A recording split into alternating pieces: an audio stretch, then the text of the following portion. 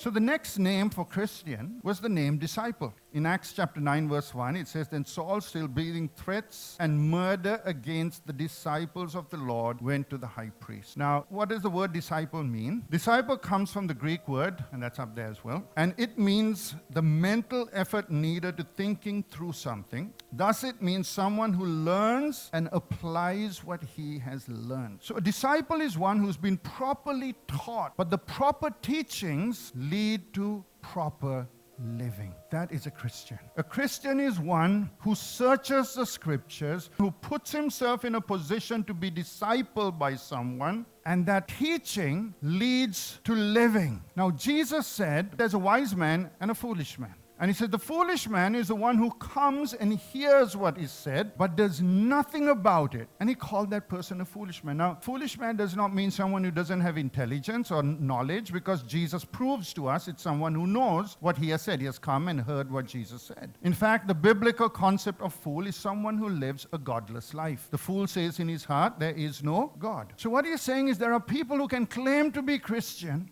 but they are foolish. They live godlessly because they come and hear the word, but they don't apply the word. And he says the wise man is the one who comes and hears and applies the word. So it's not only do I understand all the tenets of the faiths and the teachings, but my faith in what the Bible teaches informs and directs my life. That is what it means to be a disciple, i.e. a Christian, who learns and applies what he has learned. So a Christian is someone who believes so much that he or she entrusts their whole life to what they believe, and that belief informs the way they live. Does that make sense? So that's what it means to be a disciple. And a disciple is a Christian, according to the Bible. Okay? And these are two terms, Christian and believer, is what Christians refer to themselves as. There's a third one, and that is found also in Acts chapter 9, verse 1 to 2. It says, Then Saul, still breathing threats and murder against the disciples of the Lord, went to the high priest and asked a letter from him to the synagogues of Damascus, so that if he found anyone who were of the way, whether men or women, he might bring them bound to Jerusalem. The third word is the way. Christians were called the people of the way. That's why we go as the living way church. Okay? We are people of the way. And this term pops up in Acts chapter 19, verse 9. And I want to read this, and I want you to notice something as I read them. Okay? It says, But when some were hardened and did not believe, but spoke evil of the way before the multitudes, he departed from them and withdrew the disciples, reasoning daily in the school of Tyrannus. That's where he came from. The people who didn't like them, the people who spoke evil about them, called them the way. Next one. And about that time there rose a great commotion about the way. Who is that? The great commotion was also people who didn't like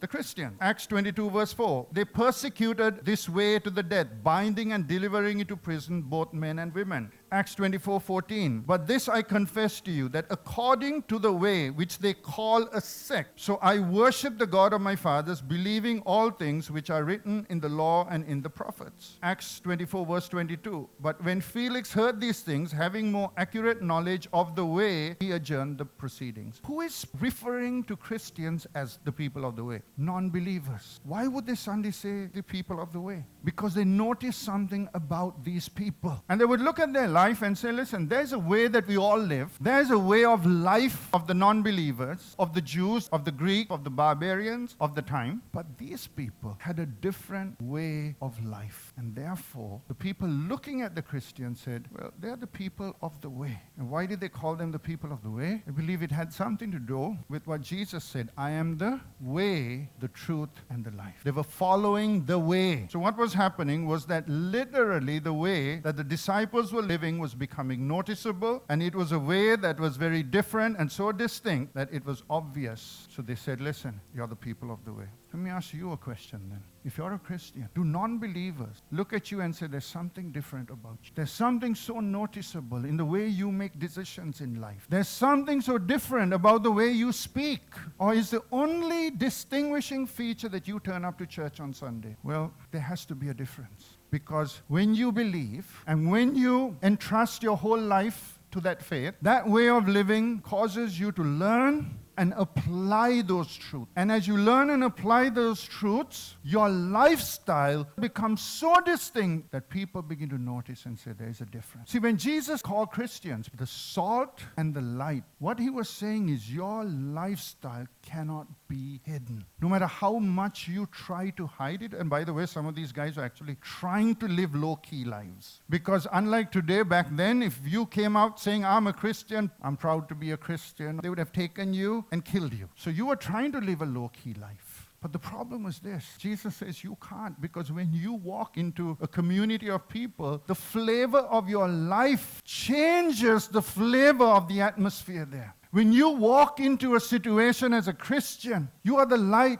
and you dispel the darkness, and you can't hide those things. So our job as Christians is not to hide but to stick out, to be distinct.